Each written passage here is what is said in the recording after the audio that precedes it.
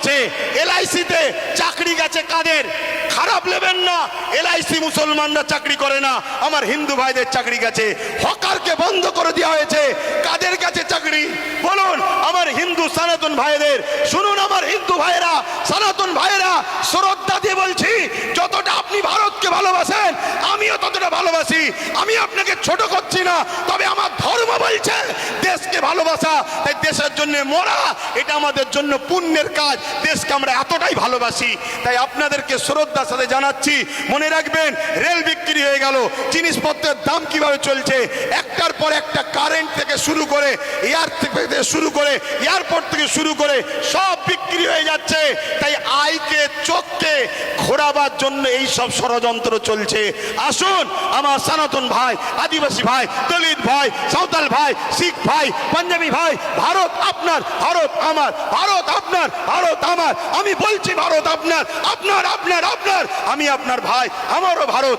আসুন মিলেমিশে যেভাবে ব্রিটিশের কালো থাবা থেকে আমার দেশকে আজাদ করেছি, এই সকল অশুভ যারা দেশকে লুটছে এদের হাত থেকে আমরা দেশকে আবার নতুন করে ফিরিয়ে সুন্দর করে সাজাবার জন্য কাঁধে কাঁধ মিলিয়ে চলি। মনে রাখবেন আমার সনাতন ভাই, আদিবাসী ভাই, দলিত ভাই, সাঁওতাল ভাই, ভারতবর্ষ হলো একটা গাছ, একটা গাছ, একটা বট গাছ বলেন আর যে কোনো গাছ বলেন, একটা শক্তিশালী বড় গাছ।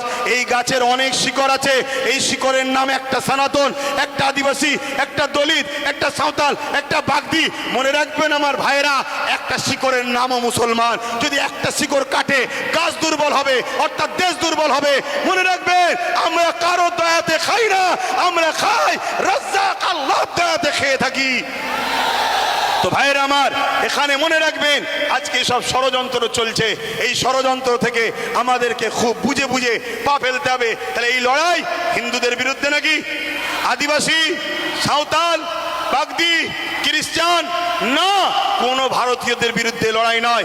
এই লড়াই সংবিধানের পক্ষে, সংবিধান মিটানোকারী কেন্দ্র সরকারের বিরুদ্ধে আমাদের এই লড়াই, ঠিক না বেটি?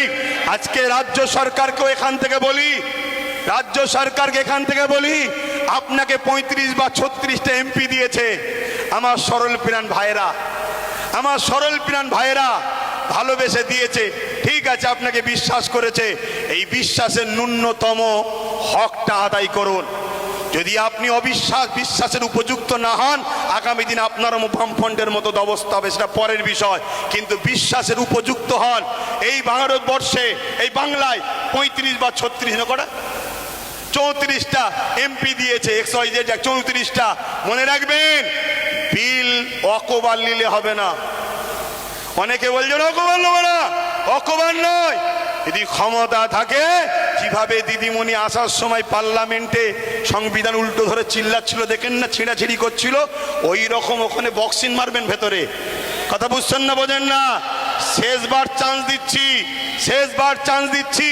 এই লড়াই সংবিধানকে বাঁচাবার লড়াই, শুধু মুসলমানদের লড়াই নয়, সংবিধানকে বাঁচাবার লড়াই। আপনি সংবিধানের স্বার্থে করেন, আমাদের ভালো যদি নাও চান, কমসে কম সংবিধানকে তো ভালোবাসেন, সংবিধানের স্বার্থে করেন। আর একটা কথা রাজ্য সরকারকে বলে যায়, সেটা হলো এটাই, আপনার অনেক আইবি লোক আছে, পুলিশ বন্ধুরা রয়েছে, খবর আপনাদের কাছে চলে যাবে ঠিকই।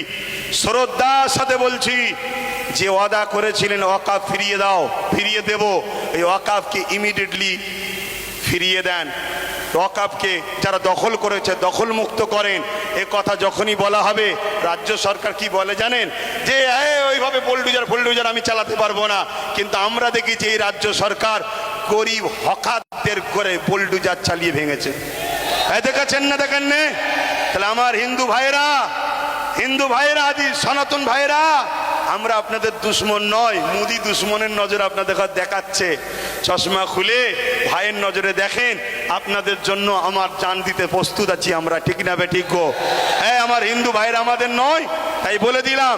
তবে মনে রাখবেন, যদি মনে করেন, যদি কেউ মনে করেন যে আজ মনে হয় মুসলমানরা ফেঁসে গেছে, কেন সেন্টারে আমাদের, রাজ্যে আমাদের, সব জায়গায় আমাদের, তাহলে আমি বলবো সত্য এমন একটা জিনিস, সত্য এমন একটা জিনিস, পৃথিবীর সব মিথ্যা এক জায়গায় হয়েও সত্যকে মিটাতে পারে না। কিন্তু ইনসাফের স্বার্থে, ইনসানিয়াতের স্বার্থে বলে গেলাম। যাক, আমি সংক্ষেপ করছি, শেষ কথা আপনাদের কাছে বলি, আগামী দিন দিল থেকে বলুন, এই লড়াই কি এখানে শেষ না চলবে? এই লড়াই এখানে শেষ না চলবে? এই লড়াইয়ের দুটো পন্থা আছে। একটা পন্থা হলো সংবিধান অনুযায়ী, সংবিধান যেভাবে রাইট দিয়েছে, সংবিধানের বাইরে গিয়ে আমি তাহলে নাই। সংবিধান অনুযায়ী কলিকাতার রাজপথ ধরে এই আন্দোলন পুরো দরকার হয়, একেবারে যেভাবে দখল নিয়েছে ওভাবে দখল নিতে হয়, লিয়া হবে। ঠিক আছে না বেঠিক? কথা বলেন, দরকার আছে না নাই?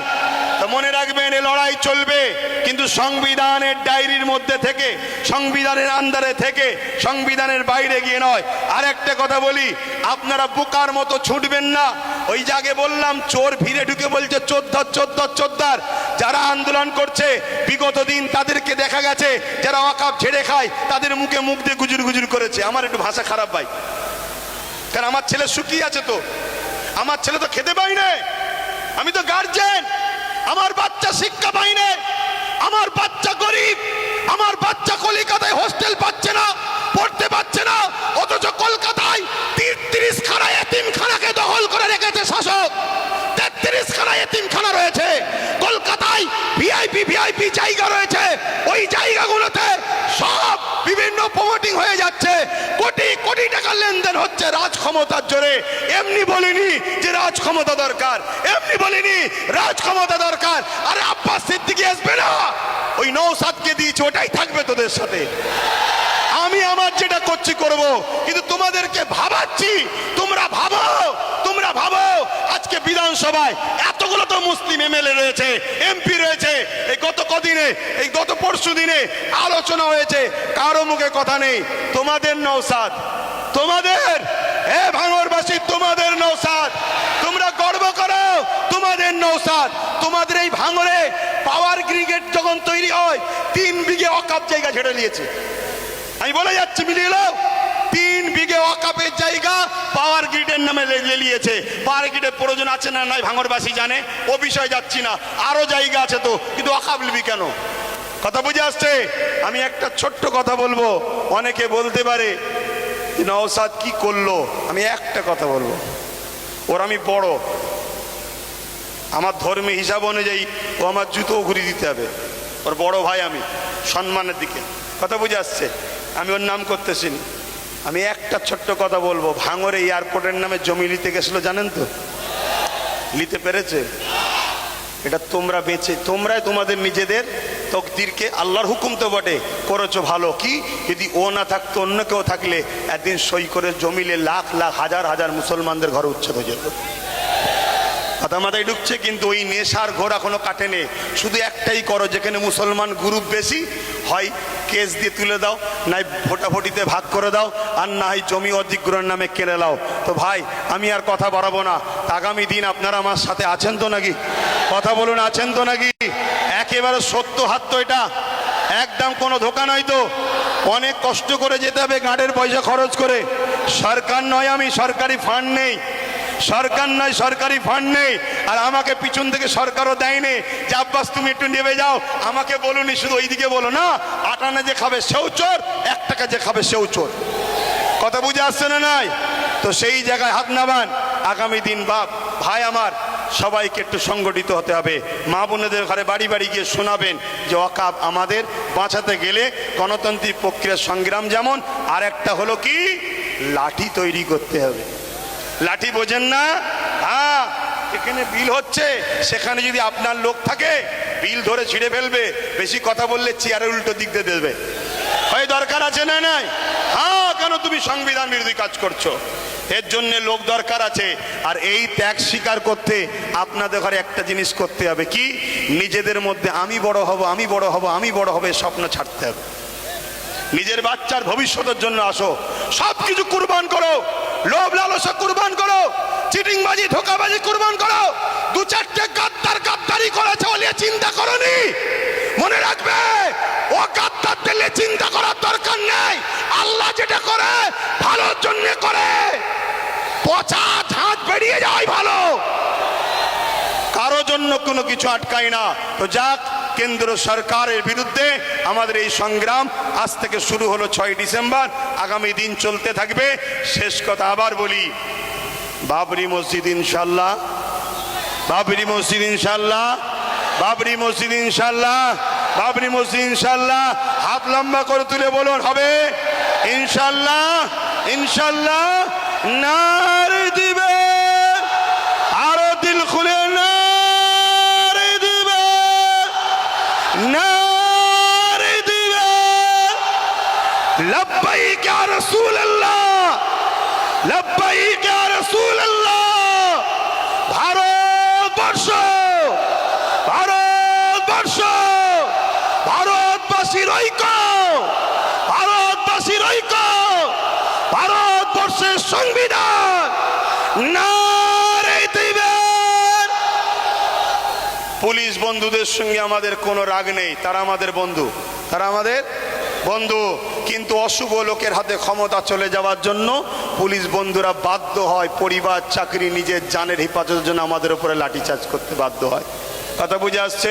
তারা আমাদের বন্ধু, তারা কখনো চায় না, তারও তো ঘরে মা বোন বউ বাচ্চা আছে, তারাও তো একটা বদদুয়ার কথা মনে করে যে হাই লেগে গেলে, বদদুয়া লেগে গেলে শেষ হয়ে যাবে, আমার ছেলের ক্যান্সার হয়ে গেলে কি হবে। তাই তারা জুলুম করতে চায় না, কিন্তু বদমাইশ লোকের হাতে ক্ষমতা চলে যাওয়ার জন্য বদমাইশি করছে। কথা বুঝে আসছে? তো যাক, চিন্তা করার কিছু নেই, আমি এখানে সংক্ষেপ করছি, আস্তে আস্তে ঘরে যাবেন।